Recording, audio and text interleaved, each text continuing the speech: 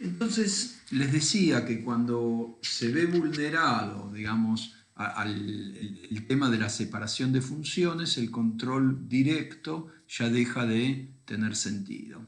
Entonces, en ese sentido, ya no existirían controles claves. Ninguno de los controles, el control directo, no podría funcionar porque no está soportado por el control clave que crea las condiciones de posibilidad. Pero asumamos que sí, que el control clave, digamos, no se ve vulnerado, perdón, y entonces funciona. Entonces, a partir de ahí, hay determinados tipos, si el control no es un control que es más eficiente para validar la afirmación de los estados contables, ¿se acuerdan que yo les había dicho que cuando uno detectaba un determinado control, tenía que ir a evaluar la cantidad, digamos, el volumen transaccional de la empresa, ¿sí? Entonces, eso que les comentaba yo tiene que ver justamente con esta cuestión de eficiencia. Entonces, si ese control, entonces acá puede haber dos motivos, ¿tá?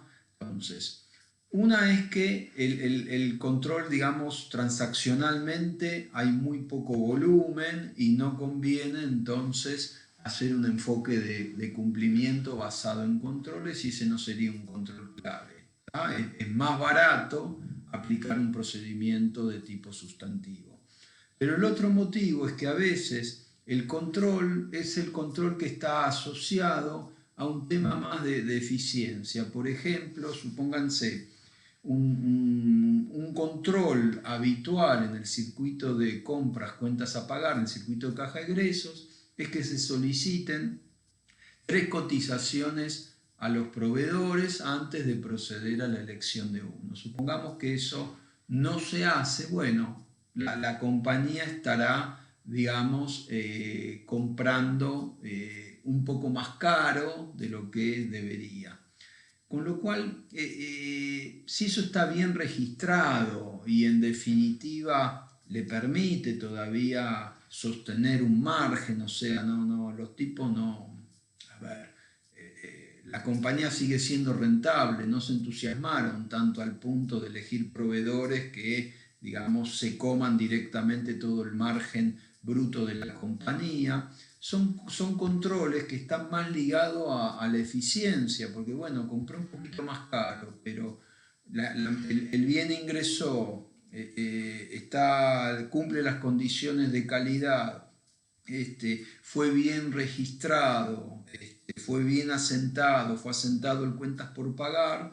En realidad, que se haya elegido un proveedor que es más caro, tiene que ver con una cuestión de eficiencia operativa y no con un aspecto que sirve a validar las afirmaciones de los componentes. Entonces, cada vez que el control esté asociado a cuestiones de eficiencia y no tanto a validar alguna de las afirmaciones de existencia, propiedad, integridad, ¿sí? Medición, exposición, en definitiva no es un control clave. En cambio, supongamos, si estamos hablando que se computan, hay en un punto del circuito se verifica la nota de pedido con las cantidades remitidas, con las cantidades facturadas por el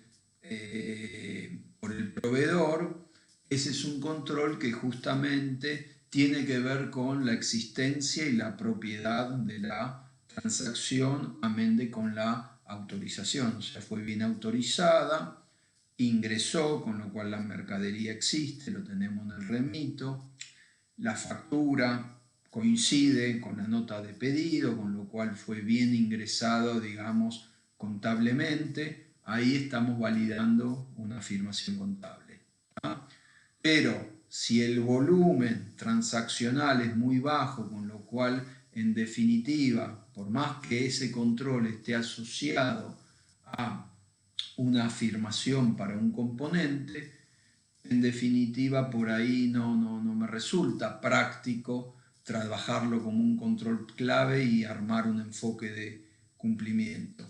Entonces, en la medida en que no sea más eficaz que un procedimiento sustantivo porque el volumen es escaso, no lo voy a trabajar como un control clave, ¿sí? Y voy a utilizar un enfoque de tipo sustantivo. En cambio, si tengo 500.000 transacciones al año y por ahí ya me empieza a convenir planificar un enfoque de cumplimiento y en ese sentido ese control de la nota de pedido con el remito y con la factura pasa a ser un control clave.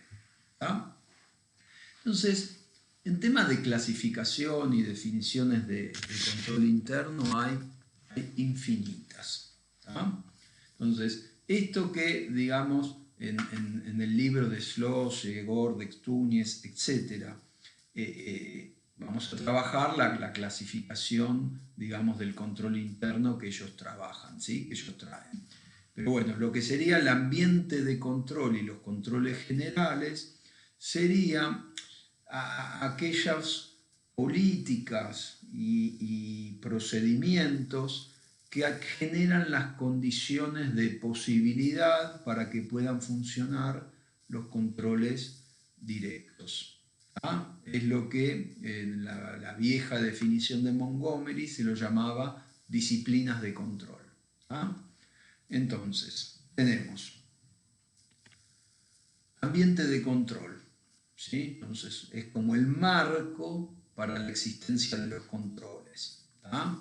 Entonces, normalmente eso se vehiculiza con que hay una cierta organización y estructura que define determinadas funciones, existen manuales de procedimientos y en definitiva, por ejemplo, si hay una gerencia de auditoría interna, de alguna manera eso está comentando que hay un enfoque hacia el control de la compañía. ¿Se entiende? O sea, el ambiente de control serían las cuestiones más de tipo general.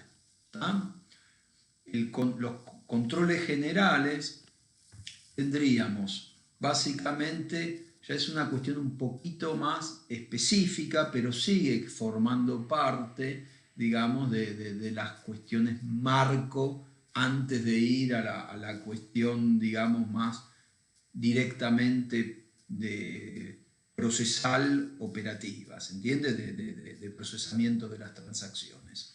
Entonces, básicamente los controles generales tienen que ver con una clara separación de funciones. Es decir, que en un determinado circuito, quien autoriza la transacción debe ser distinto de quien la ejecuta, tiene que ser a su vez distinto de quien tiene a su cargo la custodia de los bienes, y el que custodia los bienes obviamente no puede registrar porque manotea algún bien y después corrige el registro contable para que, al menos por un buen tiempo, no se pueda, digamos, identificar que está faltando un bien. Ustedes saben que una de las definiciones de contabilidad es que es un sistema de registro y de control, no solo de registro, sino de control. Entonces van a ver que cuando veamos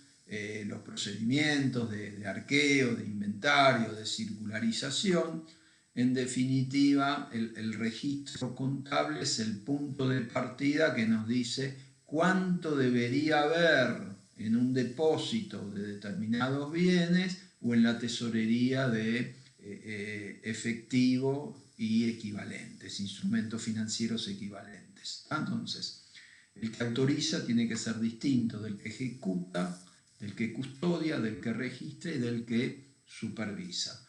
Cuando todo esto está vulnerado, habíamos visto que los controles directos no pueden funcionar.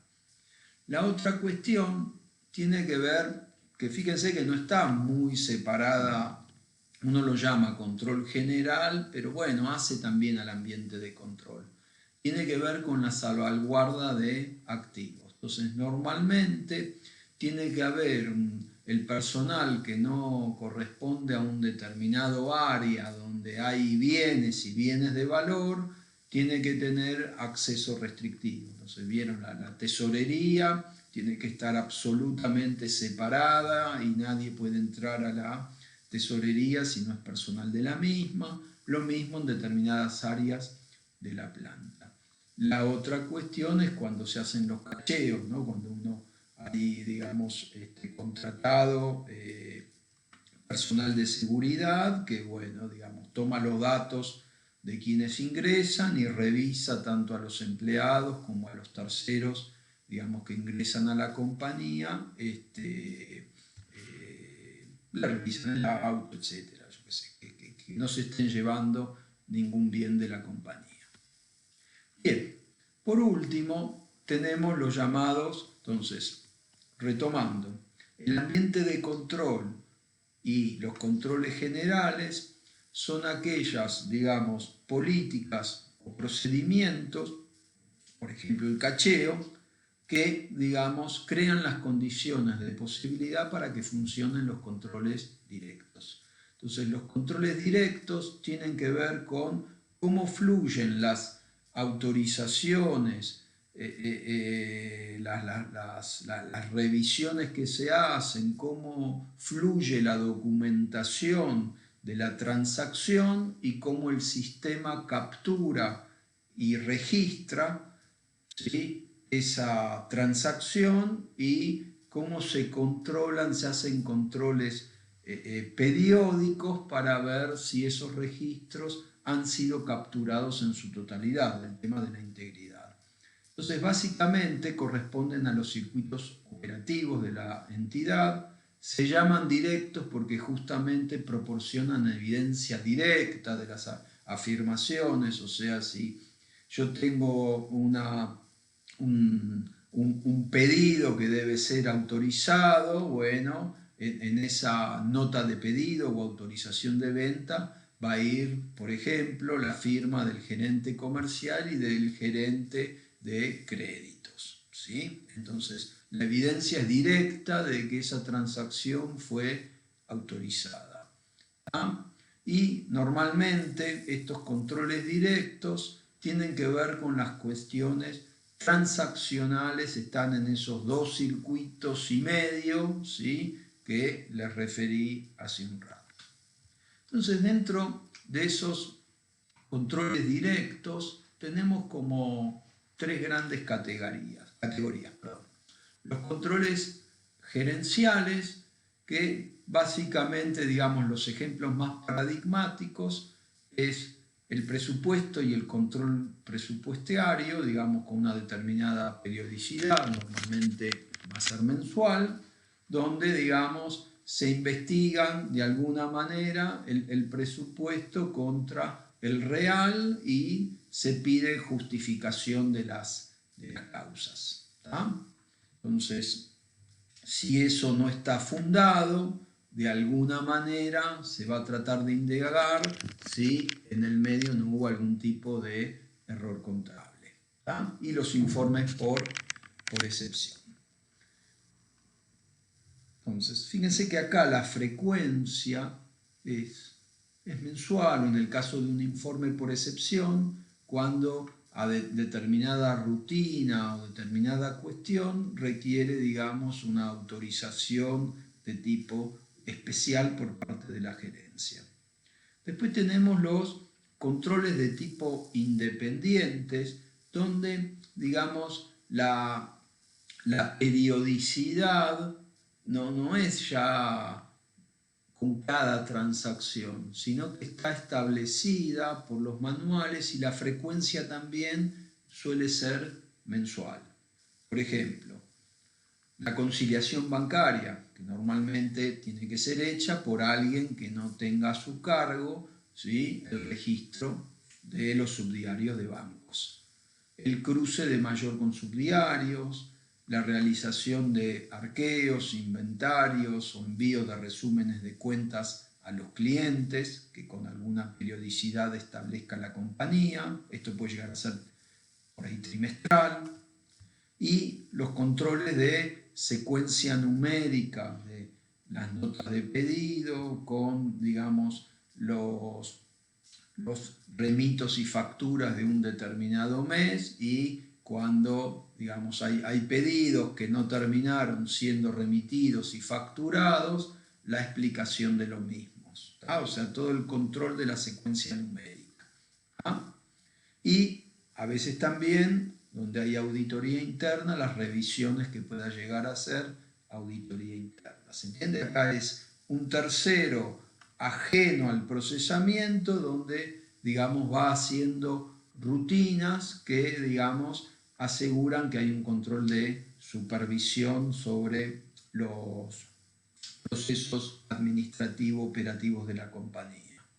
Y por último, tenemos todo aquello que hace a la diaria, a lo transaccional, a lo repetitivo, que serían los controles o funciones de procesamiento. O sea, quién autoriza una transacción, que haya una correlación entre las cantidades solicitadas, despachadas y facturadas dentro del circuito para proceder al registro, ¿sí? Que se controle el registro del que se haya cargado, digamos, en el subdiario la venta, la cuenta por cobrar y la baja de los stocks, o sea, en cualquier operatoria transaccional, ¿sí? Que se haya efectuado bien la autorización, ¿sí?